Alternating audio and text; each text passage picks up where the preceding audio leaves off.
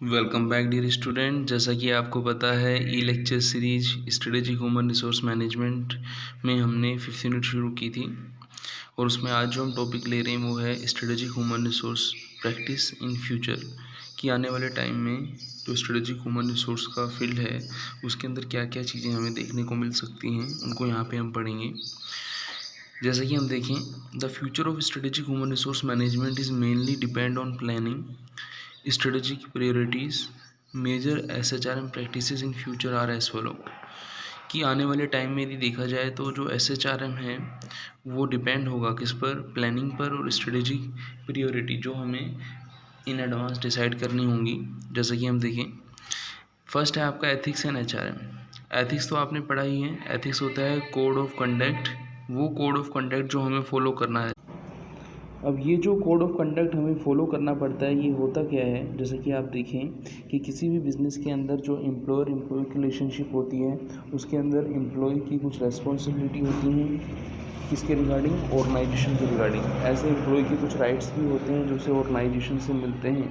तो उन चीज़ों को हम डिस्क्रिमिनेशन इश्यूज़ के अंदर देखें तो डिस्क्रिमिनेशन इश्यूज़ के अंदर किन किन को इंक्लूड करते हैं, जैसे एज है, जेंडर है, रेस है, रिलीजन है, डिसेबिलिटीज़ एबिलिटीज़ है, इस तरीके से वेट है, अट्रैक्टिवनेस है, फिर आपका है। तो ये जो बेसिस हैं डिस्क्रिमिनेशंस के ये हो सकते हैं, देखने के लिए मिल सकते हैं। इश्यूज़ के अंदर देखें तो इसके अंदर हम एम्प्लॉइज़ का रिप्रेजेंटेशन है, डेमोक्रेटाइजेशन है वर्क प्लेस में।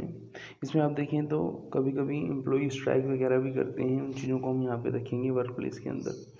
फिर हम देखेंगे issue affecting the privacy of employees, कि एम्प्लॉय की प्राइवेसी को कुछ चीज़ें इफ़ेक्ट करती हैं, जैसे वर्क प्लेस पे सर्वेलियंस है, इफेक्टिव सर्वेलियंस है।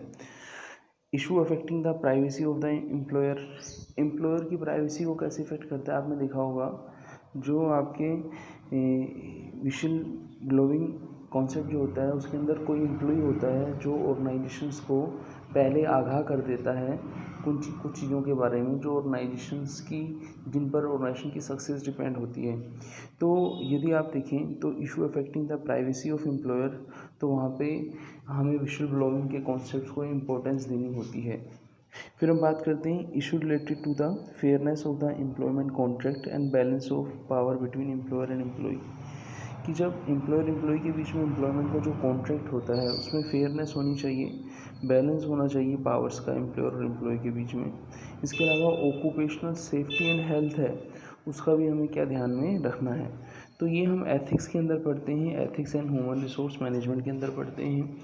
सेकंड आता है आपका कॉर्पोरेट सोशल रेस्पॉन्सिबिलिटी, इसको हम CSR बोलते हैं। हमने पहले भी CSR का एक लेक्चर लिया था।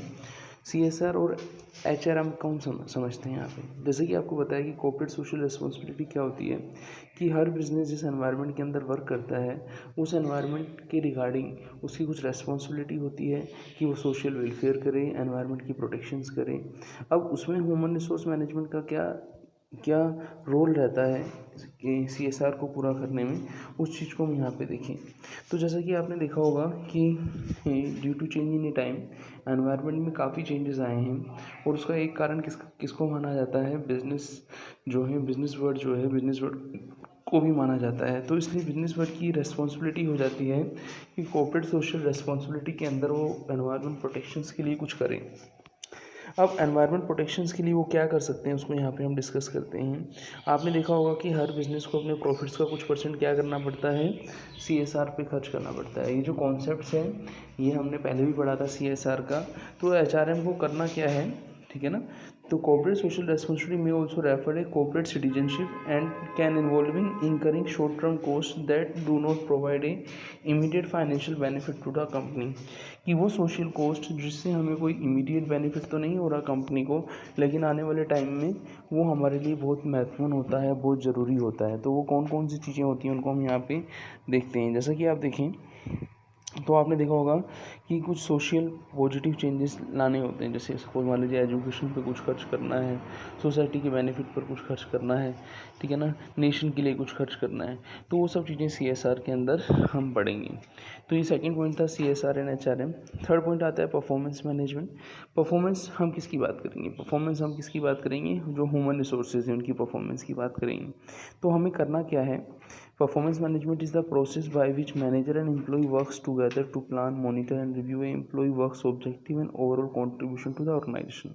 कि एक एम्प्लॉय ने अपनी परफॉर्मेंस से ऑर्गेनाइजेशन के ओवरऑल क्या कंट्रीब्यूशन दिया है, वो इन टर्म्स हो सकता है, ऑब्जेक्टिव्स में हो सकता है, वो प्रोग्रेस में हो सकता है। तो वो हम कैसे पता लगाएंगे, वो हम देखेंगे कि हम उसकी प्रोग्रेस को क्या करेंगे, रिव्यू करेंगे, ठीक है ना, और फीडबैक इंश्योर करेंगे कि एम्प्लॉई ने जो ऑब्जेक्टिव्स हैं, करियर गोल्स हैं, उन्होंने अचीव किया है या फिर नहीं किया है। तो परफॉर्मेंस मैनेजमेंट के अंदर हम ये देखते हैं कि एम्प्लॉय की परफॉर्मेंस किस तरीके की रही है। फिर आता है EHRM। EHRM आप यहाँ पे ई रिक्रूटमेंट, ई लर्निंग जो आप देखते हैं आजकल, देखें तो ऑर्गेनाइजेशन के अंदर जो हायरिंग हो रही है वो किसके थ्रू हो रही है, आपकी इलेक्ट्रॉनिक मीडियम के थ्रू हो रही है, वेब बेस्ड टेक्नोलॉजी के थ्रू हो रही है। आपने देखा होगा कि अभी जो कोविड-19 का जो इफ़ेक्ट आया है उसके बाद अब वर्क फ्रॉम होम का कॉन्सेप्ट जैसे बना है, वर्क फ्रॉम होम के अंदर एम्प्लॉय घर बैठे जो काम कर रहे हैं, तो ऐसे ही न्यू एम्प्लॉय को रिक्रूट भी हम EHRM के माध्यम से कर सकते हैं। EHRM का जो यूज़ होता है वो एक तरीके से उस तरीके के जॉब्स के लिए होता है जहाँ पे हम देखें, जहाँ पे हमें प्रोडक्टिविटी चाहिए, हमें प्रोडक्टिविटी इन टर्म्स ऑफ किस में चाहिए, आउटपुट चाहिए, कि हमें आउटपुट वो देते हैं तो हम उनको क्या करते हैं, रेमुनेट करते हैं। तो EHRM एक वेब बेस्ड टेक्नोलॉजी है जिसमें हम ई लर्निंग के थ्रू, ई रिक्रूटमेंट के थ्रू हम क्या करते हैं, ह्यूमन रिसोर्स को आइडेंटिफाई करते हैं, फिर उसको रिक्रूट करते हैं, और जो भी चीज़ें होती हैं उनको हम क्या करते हैं, जैसे हम, आपको पता है नॉर्मल रिक्रूटमेंट की तरह वो सब चीज़ें हम इलेक्ट्रॉनिक मीडियम में करते हैं। बस ये थोड़ा सा डिफरेंस है। आगे हम देखें, कुछ एग्जिस्टिंग एम्प्लॉय होते हैं तो EHRM के अंदर हम उनके पर्सनल डेवलपमेंट के लिए, उनके प्रमोशन के लिए, ठीक है ना, उनको कुछ भी न्यू पॉलिसी से इंट्रोड्यूस कराना है तो हम उसके लिए भी उनका यूज़ लेते हैं। तो EHRM not only for new commerce है बट ऑल्सो फॉर एग्जिस्टिंग जो ह्यूमन रिसोर्स है उसके लिए भी EHRM हमें क्या करता है, हेल्प करता है। फिर आता है नेक्स्ट ऑर्गेनाइजेशन डेवलपमेंट, जैसा कि शॉर्ट में हम OD बोलते हैं ऑर्गेनाइजेशन डेवलपमेंट को। ऑर्गेनाइजेशन डेवलपमेंट होता क्या है, और ऑर्गेनाइजेशन डेवलपमेंट होता है कि जो भी हमारे ऑर्गेनाइजेशन के अंदर, चाहे वो ह्यूमन है आपका, ये जो भी आपकी सोसाइटी है, उसके ओवरऑल डेवलपमेंट की हम बात कर रहे हैं। हम किसी पर्टिकुलर ग्रुप, ये नहीं कि हम खाली अपने ऑर्गेनाइजेशन के एम्प्लॉय की बात कर रहे हैं, हम पूरी सोसाइटी को ले रहे हैं, हम पूरे ग्रुप को एज ए यूनिट मानते हुए काम कर रहे हैं। तो ऑर्गेनाइजेशन डेवलपमेंट एक प्रोसेस है।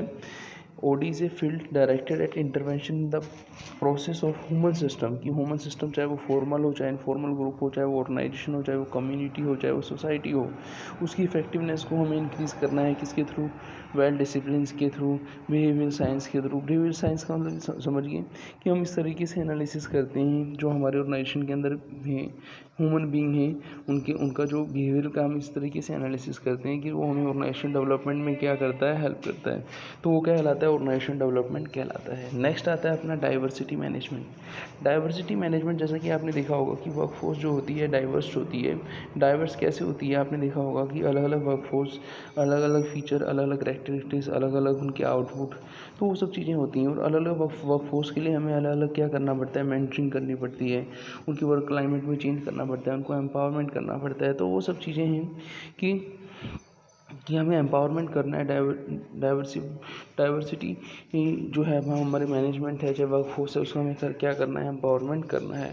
तो diversity management is the strategy of using best practices with proven result of find and create a diverse and inclusive work place. कि हम वर्क प्लेस को क्या बनाना चाहते हैं, डाइवर्स बनाना चाहते हैं। हम अलग अलग एम्प्लॉय के लिए अलग अलग स्ट्रेटेजी को यूज़ करते हुए हमें ऑर्गेनाइजेशन के ऑब्जेक्टिव को अचीव करना है। तो वो कहलाता है आपका डाइवर्सिटी मैनेजमेंट कहलाता है। तो ये अपना 6 था डाइवर्सिटी मैनेजमेंट। फिर हम बात करेंगे एम्प्लॉय हेल्थ एंड सेफ्टी। जैसा कि आपको पता है कि जब हम कोई भी वर्क करते हैं तो उसमें सबसे पहले हमारी प्रायोरिटी रहती है कि हमारे जो एम्प्लॉय हैं उनकी हेल्थ और सेफ्टी एडवर्सली इफेक्ट नहीं हो। जैसे कि आपने देखा होगा एम्प्लॉयमेंट के बहुत सारे लॉ हैं, उसमें फैक्ट्रीज एक्ट है, एम्प्लॉय वेलफेयर की भी बात की गई है। तो वहाँ पे हम ये देखते हैं कि जो भी हमारे एम्प्लॉय ऑर्गेनाइजेशन के अंदर वर्क कर रहे हैं वो क्या हों, हेल्दी हों, इफ़ेक्टिव हों, सेफ हों, ठीक है ना। तो employee has legal responsibility to ensure safe and healthy workplace. As an employee you have right and you have responsibility for your own well being and that of your colleague, कि आपको अपना ही ध्यान नहीं रखना है, जो आपके colleague हैं उनका भी ध्यान रखना है। किसके लिए? उनकी हेल्थ एंड सेफ्टी के लिए। तो employee health and safety first preference होनी चाहिए। फिर हम बात करेंगे नेक्स्ट क्या है, प्रोएक्टिव रिक्रूटमेंट। प्रोएक्टिव रिक्रूटमेंट का मतलब ये हुआ कि जब हम किसी एम्प्लॉय को, किसी ह्यूमन रिसोर्स को हायर करें और उसमें हम उन चीज़ों को जो हमें आने वाले टाइम के अंदर उस जॉब या उस टास्क को पूरा करने के लिए जो चीज़ें चाहिए, उन चीज़ों को हम उसके अंदर देखते हुए उसको हायर करें, तो वो क्या कहलाता है? आपका प्रोएक्टिव कहलाता है। सपोज़ मान लीजिए हमने किसी एम्प्लॉय को हायर कर दिया, लेकिन उसको अभी हमने हायर किया और अभी उसकी ट्रेनिंग एंड डेवलपमेंट की ज़रूरत पड़ रही है, अभी उसकी स्किल एनहेंसमेंट की ज़रूरत पड़ रही है। तो जब हम एम्प्लॉय का रिक्रूटमेंट करते हैं तो उस समय प्रोएक्टिव रिक्रूटमेंट हम देखें तो हमें ऐसे एम्प्लॉय को हायर करना है जिसमें हमारी जो एम्प्लॉय की ट्रेनिंग की कॉस्ट है वो चीज़ें क्या आएँ, कम आएँ। तो कहलाता है प्रोएक्टिव रिक्रूटमेंट कहलाता है। The difference in A proactive versus reactive human resource management. जैसे रिएक्टिव प्रोएक्टिव की बात करें कि जब आप फ्यूचर नीड्स को देखते हुए हायर करते हो एम्प्लॉय को, तो प्रोएक्टिव कहलाता है। और फ्यूचर नीड्स को नहीं देखते, आप प्रेजेंट नीड्स को ध्यान में रखते हो, तो वो कहलाता है आपका रिएक्टिव कहलाता है। तो यहाँ पे हम देखें कि जो भी बिजनेस की हम बात करें, proactive strategy can help you anticipate problem in staffing level and employee training, कि उसमें आपको हेल्प करता है proactive. Reactive strategy while less devoted to planning and risk management, जबकि आपका रिएक्टिव जो है वो इतना हेल्प नहीं करता जितना प्रोएक्टिव हेल्प करता है। तो यदि बिजनेस की इफेक्टिवनेस हमें बढ़ानी है तो हमारा जो रिक्रूटमेंट होगा उसको भी हमें क्या करना पड़ेगा, प्रोएक्टिव करना होगा। तो यहाँ पे हमने पढ़ा कि क्या क्या जो हमारे SHRM के अंदर जो हम प्रैक्टिसेस इन फ्यूचर में देखते हैं, वन बाय वन हमने उसको डिस्कस किया। मिलते हैं नेक्स्ट लेक्चर में। थैंक्स।